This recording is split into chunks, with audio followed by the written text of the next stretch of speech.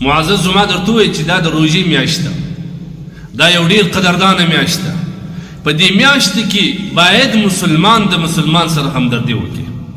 نبی علیه الصلاة والسلام فرمایي شهر المواسات، دا د همدردي، دا د غمخواري، دا د زړهسوي میاشت ده. انسان په دې میاشت کې باید زړهسوي ولري، همدردي وکړي. زموږ ستاسو معاشره کې رقم انسانان شته، بیا خاص کر دا نن حالات تاسو وګورئ، اقتصادي حالات زموږ دا پر کوم خوا روان دي. خاص کر زموږ هغه پښتانه وروڼه چې په چمن کې اوسېږي، هغه د ډېر زیاتو مشکلات سره مخامخ دي. زموږ ستاسو د هغه نه علاوه نور په هر علاقه کې یتیمان شته، غریبان شته، داسې غریبان شته چې په ټول میاشت یې په کور کې اور هم نه دي لګېدلی. دغه میاشت د همدردۍ میاشت ده. که غواړئ چې خپل رزق کې برکت راولئ، د الله رسول وایي دا هغه میاشت ده چې په دې میاشت کې الله سبحانه وتعالی د بندګانو په رزق کې برکت اچوي. خو که چیرې بنده غمخواري وکړي، بنده همدردي وکړي، د الله څخه وویرېږي. زموږ خو روژه راز هر یو کوشش دا کوي دا د ځان دپاره یو سیزن بولي، د ګټې دپاره یو لوی چانس بولي دا، او بیا کوشش دا کوي مال جمع کړي چې کم ریټ ته دې شي ده د روژې در مخه و یو چند یا دوه چنده یې ورباندې زیات کړي، 10% نور خو زیات کړي. ولې روژه ده؟ افسوس پر تا باندې. دا خو د مواسات میاشت ده، دا خو د همدردۍ میاشت ده.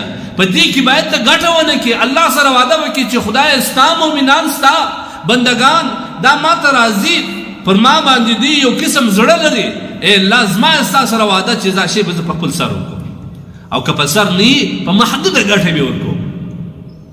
لیکن زموږ انسانان څه وکړي؟ تاسو ورسئ د غوړیو مارکېټ ته دې کسانو څه پوښتنه وکړي.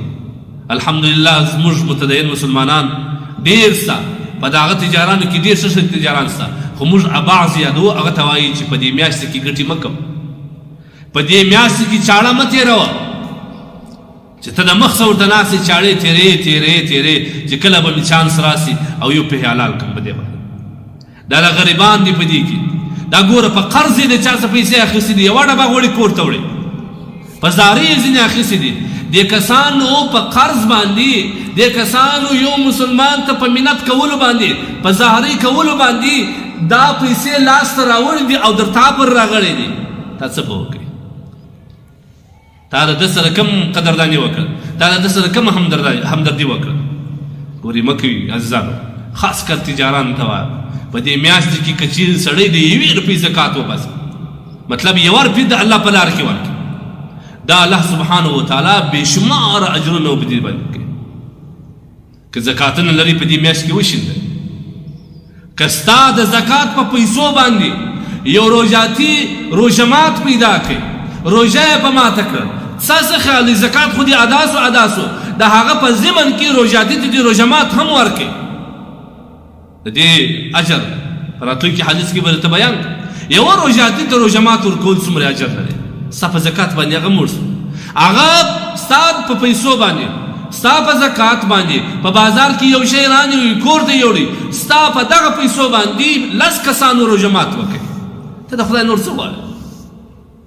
لیکن موږ وینو دا بعض کسان ته چې الله پاک جل جلاله شتمني ورکړي، مال یې ورکړي، هغوی د دې مسکینانو سره یو عجبه چپارویا کوي، ډېر بد چلند کوي، دروازې ورته بند کړي، شکنځل ورته کوي، چپ رپ ورته وایي. ګوره دا واوره کم مال او دولت چې ستا سره دی دا ستا کمال نه دی، دا د الله ورکړه ده.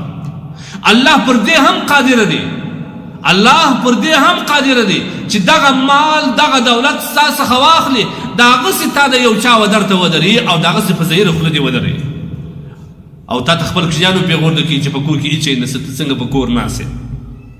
دا د الله حمد ادا کړه چې خدای ما ته دې راکړې ده.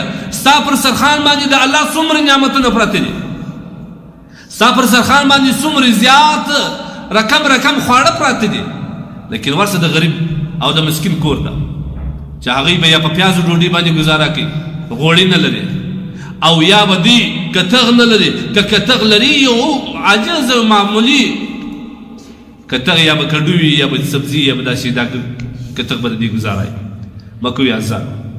دا د همدردۍ میاشت ده، باید موږ تاسو په دې میاشتې کې د مسلمان سره غمخواري وکړو او هغوی سره مالي مرسته وکړو د هغوی سره داسې مرسته موږ وکړو چې د هغه کم حاجت دی هغه ورپوره کړو بیا به الله زموږ سره راضي کېږي او بندگان به هم زموږ سره راضي کېږي او په دې باندې به الله تبارک وتعالی موږ ته بېشمار اجرونه راکوي لهذا هغه کسان چې الله پاک جل جلاله دوی ته واک ورکړی دی او الله پاک جل جلاله دوی ته مال او دولت ورکړی دی هغه دې په روژه کې د مسلمانانو سره همدردي وکړي خاص کر تجاران د پرچون دکانداران دا دې په معمولي ګټه باندې اکتفا وکړي د خدای دپاره دا غریبان راځي مسکینان راځي یوه روپیه په د لاس په تڼاکو پیدا کړې ده یوه روپیه په فقر پیدا کړې ده یوه روپیه په زکات یو چا ورکړې ده لیکن دلته تا چاړه تېره کړې ده او بیا دلته ته حلالوې دا ستا دپاره بد کار دی ستا دپاره د مسلمان کم حق دی هغه نه دی دا مسلماني همدردي نه ده دا مسلماني غمخواري نه ده باید ګوري په دې کې ډېر زیات احتیاط وکړي